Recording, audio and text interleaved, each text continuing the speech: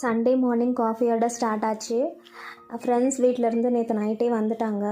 So night வந்து தூங்குறதுக்கு late ஆகிடுச்சி. பசங்க எல்லாம் விளையாடிட்டு எல்லோரும் பேசிட்டு தூங்குறதுக்கு 1 o'clock கிட்ட ஆகிடுச்சு. ஸோ மார்னிங் எல்லோரும் தூங்கிட்டு இருந்தாங்க, நானும் தூங்கிட்டு இருந்தா. பிரேக்ஃபாஸ்ட் யார் பண்ணுறதுன்னு சொல்லி சீக்கிரமாக எழுந்து குளிச்சுட்டு பிரேக்ஃபாஸ்ட் ப்ரிப்பேர் பண்ண ஸ்டார்ட் பண்ணிட்டேன். பூரியும் பன்னீர் மசாலாவும் ரெடி பண்ணலான்னு ஸ்டார்ட் பண்ணிட்டேன். மாவு பசைஞ்சு ஃபஸ்ட்டே தனியாக வச்சுட்டேன். அதுக்கப்புறம் பன்னீர்லாம் கட் பண்ணிவிட்டு பன்னீர் மட்டும் பட்டரில் வந்து ரோஸ்ட் பண்ணி எடுத்துக்கிட்டேன்.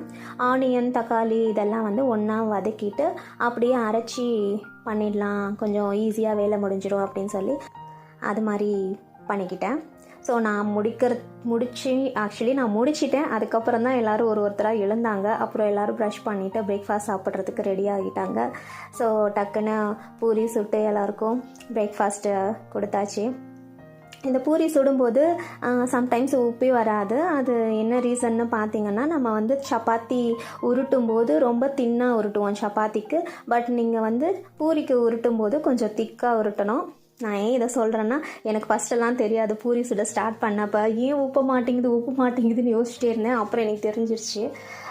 எனக்கு வந்து ரொம்ப நாளாகவே வந்து டைமண்ட் பெண்டன்ட் வாங்கணும்னு யோசிச்சுட்டே இருந்தேன். ரீசெண்டாக என்னோடய பிஸ்னஸில் வந்துட்டு ஒரு பல்க் ஆர்டர் வந்தது. அதில் கொஞ்சம் அமௌண்ட் வந்தது. ஆல்ரெடி கொஞ்சம் சேவ் பண்ணி வச்சுருந்தேன்.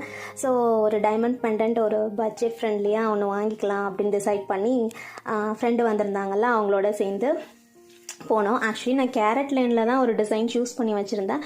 டைரெக்டாக போய் பார்த்தா என்னோடய செயினில் வந்துட்டு அது உள்ளே போக மாட்டேன்ட்டு. அது வந்து தின் செயினுக்கு தான் வந்து அவங்க டிசைன் பண்ணுறாங்க போல். ஸோ அதுக்கப்புறம் அவங்க சொன்னாங்க நம்ம வேறு ஷாப்பில் போய் பார்க்கலாம் அப்படி சொல்லிட்டு ஜோயா லுக்காஸ் போனோம். அப்புறம் கடைசியாக மலபார் தான் வந்தோம். அங்கே $2 ரொம்ப பிடிச்சிருந்தது. ஒன்று வந்து டைமண்ட் ஷேப்லேருந்து, இன்னொரு ட்ராப் ஷேப்பு. டைமண்ட் ஷேப் வந்து ரோஸ் கோல்டில் இருந்ததுனால அது என்னோடய செயினுக்கு மேட்ச் ஆகலை. ஸோ அதனால் வந்துட்டு நான் ட்ராப்பை செலக்ட் பண்ணிக்கிட்டேன். பட் நான் பிளான் பண்ண பட்ஜெட்டை விட ஜாஸ்தியாக தான் ஆகிடுச்சு. But it's okay. So finally diamond pendant வாங்கிட்டேன்.